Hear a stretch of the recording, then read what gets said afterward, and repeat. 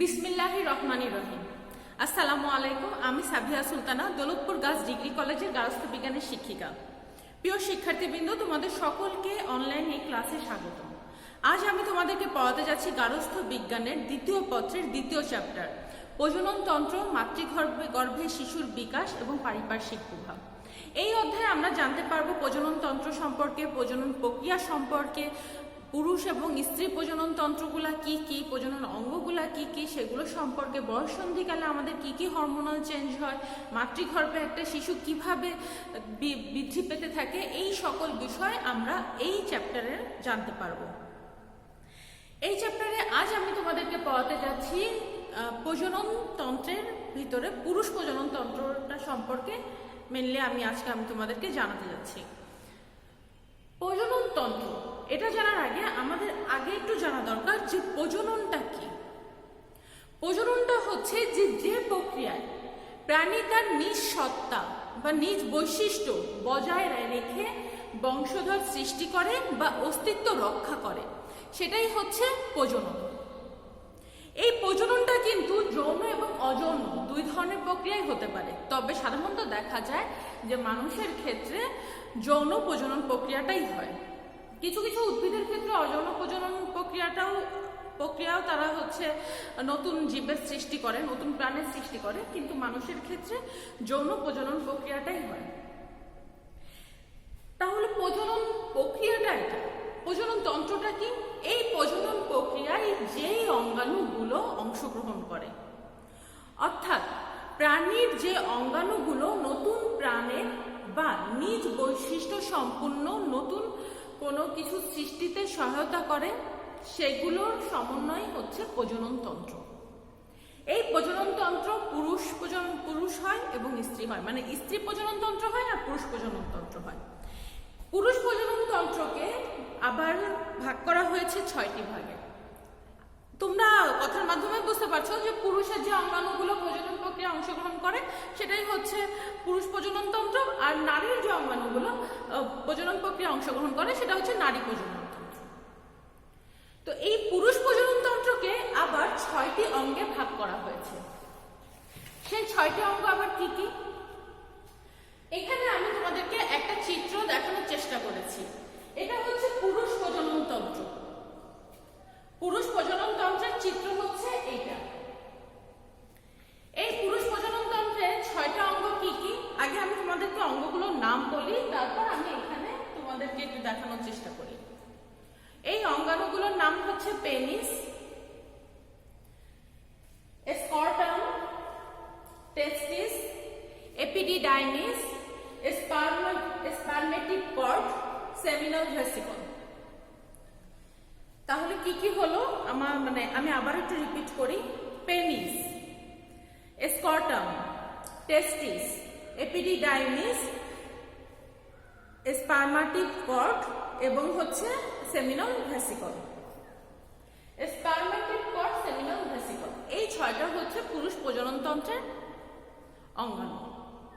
মানে এই 6টা অঙ্গ নিয়ে নরমালি পুরুষ প্রজনন তন্ত্র গঠিত হয়। এখন দেখো, আমি এই চিত্রটা একটু তোমাদেরকে বুঝাই। এইখানে এই চিত্রে এই অংশটা হচ্ছে মূত্রথলি। এই যে এইটা না, এটা আমি জাস্ট তোমাদেরকে বোঝানোর জন্য বলছি, তোমরা একটু বুঝলেই হবে। এই যে অংশটা, এই যে থলির মতো বৃহৎ যেটা, এটা হচ্ছে মূত্রথলি। এই যে ছোট ছোট যে দুই পাশ থেকে দুইটা কালো রঙের যে দুইটা নালী এসে এখানে সংযুক্ত হয়েছে, এই নালীগুলোকে বলা হয় ইউরেটর, যেটা তোমাদের জানার কথা না, আমি জাস্ট তোমাদেরকে বোঝানোর জন্য বলছি। ভয় পাওয়ার কিছু নেই, খুবই সহজ জিনিস। হয়তো বা নামগুলোর দুই একটা নাম তোমাদের একটু আননোন থাকতে পারে, এটা একটু জানলে পরে খুবই সোজা। এই যে ইউরেটর, এইখান থেকে তোমার মূত্র এসে এই থলিতে জমা হয়, এটা হচ্ছে মূত্রথলি।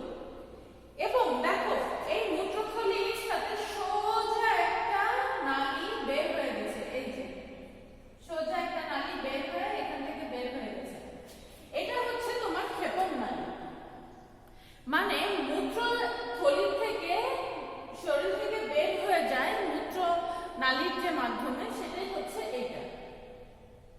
এই নালীর মাধ্যমে এটাকে বলা হয় ক্ষেপণ নালী।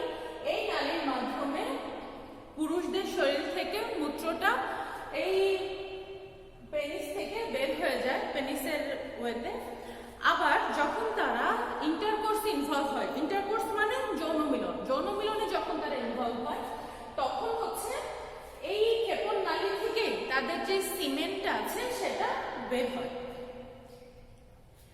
আচ্ছা, এখন দেখো এটা হচ্ছে মূত্রথলি। এই যে দণ্ডের মতো যে অংশটা দেখছো সেটা হচ্ছে পেনিস। এই যে অংশটা এটা হচ্ছে পেনিস, এখানে আমি লিখেও দিয়েছি। এই পেনিসের মাধ্যমে তোমার মূত্র এবং সিমেন্ট গুলো বের হয়ে যায়। পেনিসের ঠিক পাশে দেখো দুইটা থলির মতো অংশ আছে। এই থলির মতো এই অংশটাকে বলা হয় হচ্ছে স্কর্টাম।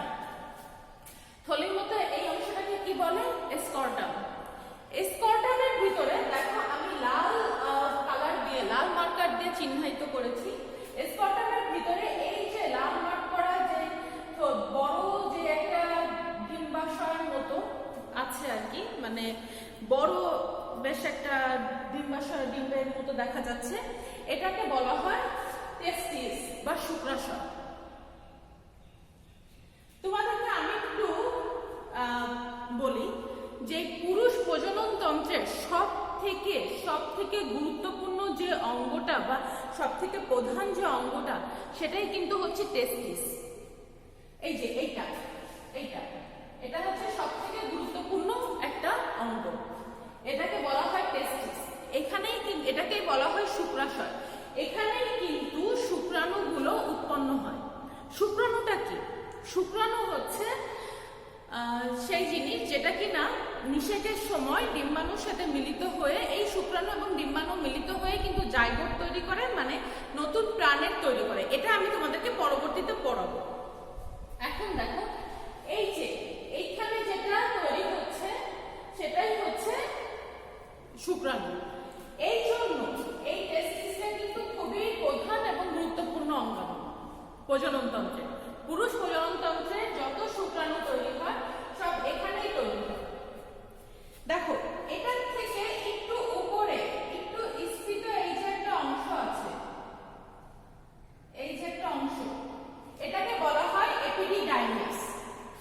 এখানে কি হয় আমি তোমাদেরকে আবারও একটু পূর্বে আলোচনা থেকে আসি। আমাদের এইখানে যেটা তৈরি হচ্ছে, এখানে মানে স্কর্টামের ভিতরে যেটা থাকে সেটা হচ্ছে টেস্টিস। স্কর্টামের কাজই হচ্ছে টেস্টিসটাকে ধারণ করে রাখা, মানে শুক্রাশয়টাকে ধারণ করে রাখা, ওইখানে একটা নির্দিষ্ট টেম্পারেচার বজায় রাখা। নির্দিষ্ট টেম্পারেচারটা কেন বজায় রাখতে হয়? এই যে শুক্রাণু তৈরি করবার জন্য একটা নির্দিষ্ট একটা টেম্পারেচারের দরকার হয়। এই স্কর্টাম কি করে? এই টেস্টিসের মানে এই শুক্রাশয়ের এই নির্দিষ্ট টেম্পারেচারটা ধরে রাখতে সাহায্য করে। ধারণা করা হয় যে নর্মালি একজন মানুষের শরীরের যে টেম্পারেচারটা থাকে তার থেকে 3 ডিগ্রি কম টেম্পারেচার এইখানে রাখতে হয় টেস্টিস থেকে, মানে টেস্টিসের শুক্রাণু তৈরি করবার জন্য। এই স্কর্টামের কাজ হচ্ছে টেস্টিসটাকে ধরে রাখা এবং তার টেম্পারেচারটাকে নিয়ন্ত্রণ করা, যেন প্রপারভাবে শুক্রাণুগুলো তৈরি হতে পারে। এই টেস্টিসের কাজ হচ্ছে শুক্রাণু তৈরি করা। শুক্রাণু তৈরি করার পরে দেখো টেস্টিসের উপরে এই যে স্ফীত কিছু অংশ আছে, শুক্রাণুর উপরে এই যে স্ফীত যে অংশটা, এটাকে বলা হয় এপিডিডাইমিস। এখানে কি হয়? পরিণত যে শুক্রাণুগুলো এখান থেকে তৈরি হয় সেগুলো এখানে এসে জমা হয়। যার এই এপিডিডাইমিসে পরিণত শুক্রাণুগুলো এসে জমা হয় এবং শুক্রাণুতে যে অতিরিক্ত যে পানিটা থাকে সেই পানিটা এই এপিডিডাইমিসে এসে শোষিত হয়ে যায়। ফলে কি হয়? ফলে শুক্রাণুগুলো ফার্টিলাইজেশনে মানে নিষেক প্রক্রিয়ায় আরো সুন্দরভাবে অংশগ্রহণ করতে পারে। এবার দেখো এইখানে এই যে এপিডিডাইমিসে যে আমাদের শুক্রাণুগুলো তৈরি হচ্ছে, সেই শুক্রাণুগুলো আমাদের এই যে স্পার্মাটিক যে কর্ড থাকে সেই স্পার্মাটিক কর্ডের মাধ্যমে এখান থেকে যে আমাদের এই যে এই ক্ষেপণনালীর মাধ্যমে ক্ষেপণনালীতে পৌঁছায় এবং ক্ষেপণনালী থেকে ওইটা এক সময় পেনিসের মাধ্যমে বের হয়ে স্ত্রী যে প্রজনন তন্ত্র আছে সেখানে প্রবেশ করে। দেখো এখানে কিন্তু আরো একটা অংশ আছে, এই যে একটু স্ফীত হয়ে যাওয়া যে অংশটা সেটাকে বলা হচ্ছে সেমিনাল ভেসিকল। সেমিনাল ভেসিকলটা কি করে? এই যে দেখো এখানে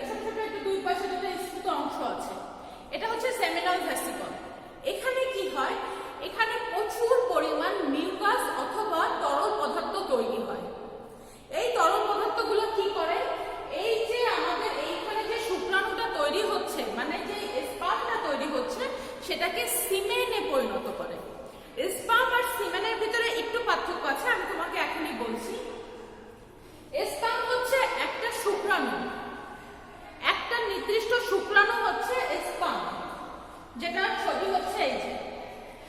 আর তোমার সিমেন্ট হচ্ছে যেখানে আমাদের এমন একটা তরল পদার্থ যেখানে 90 থেকে 95% তরল পদার্থ থাকে এবং 5 থেকে 7% কি থাকে, স্পার্ম থাকে।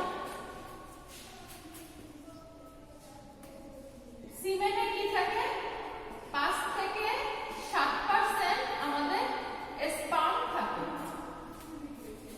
এই যে 5 থেকে 7% যখন মানে ইন্টারকোর্স করা হয় বা যখন সেক্সে ইনভলভ হওয়া হয়, তখন একটা পুরুষের শরীর থেকে প্রতিবার ইন্টারকোর্সের সময় তোমার 3 থেকে 5 মিলিলিটার করে এই যে স্পার্ম মানে সিমেন্ট নিঃসৃত হয়।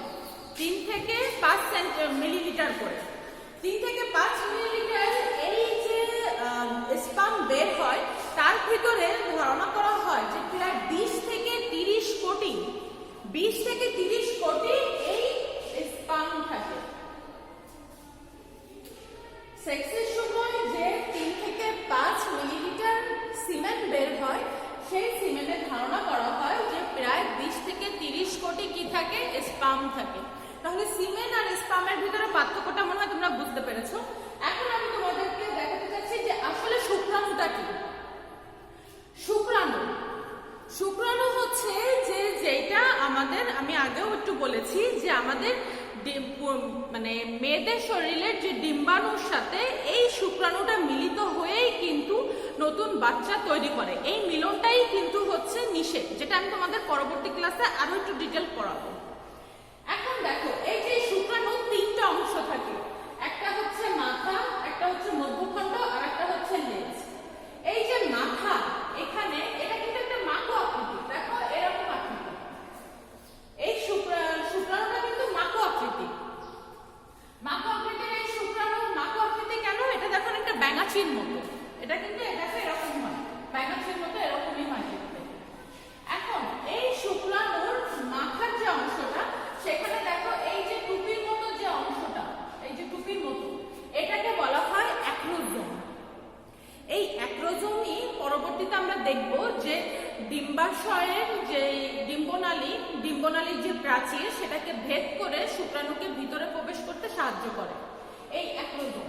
এই যে মাথার কাছে টুপির মতো যে অংশটা, সেটাকে বলা হয় অ্যাক্রোজোম। এরপরে এই যে কালো ঘন যে অংশটা, সেটা হচ্ছে নিউক্লিয়াস। এর পরের যে অংশটা, এই যে দেখো দুটো ছোট ছোট গোলের মতো, এটাকে বলা হয় সেন্ট্রিওল। সেন্ট্রিওলের কাজটা কি? সেন্ট্রিওলের কাজটা হচ্ছে মধ্যখণ্ডের সাথে মাথাকে সংযুক্ত করে রাখা, মানে অনেকটা বলতে পারো আমাদের গলার মতো। আমাদের গলা কি করে? মাথার সাথে বডিকে সংযুক্ত রাখে না? ঠিক অনেকটা এভাবেই বলতে পারো যে সেন্ট্রিওলটা হচ্ছে অনেকটা গলার মতো, এটা হচ্ছে মাথার সাথে এই মধ্যখণ্ডকে সংযুক্ত রাখে। মধ্যখণ্ডের ভিতরে দেখো এই যে প্যাঁচানো প্যাঁচানো যেগুলো আছে, এগুলোকে বলা হয় মাইটোকন্ড্রিয়া। মাইটোকন্ড্রিয়া তোমরা সকলেই, তোমরা সায়েন্সের স্টুডেন্ট হও বা না হও, তোমরা আর্টসের হও কমার্সের হও, সবাই কিন্তু 9-10-এ সাধারণ বিজ্ঞান পড়ে এসেছো। সেখানে কিন্তু তোমরা এই মাইটোকন্ড্রিয়া সম্পর্কে তোমরা জানো যে মাইটোকন্ড্রিয়াটাই হচ্ছে আমাদের শরীরের পাওয়ার হাউস বা শক্তিঘর। আমাদের যত শক্তি প্রয়োজন সবকিছু এই মাইটোকন্ড্রিয়াতেই তৈরি হয়। ঠিক এমনই ভাবে শুক্রাণুর মাইটোকন্ড্রিয়া থাকে এই মধ্যখণ্ডে।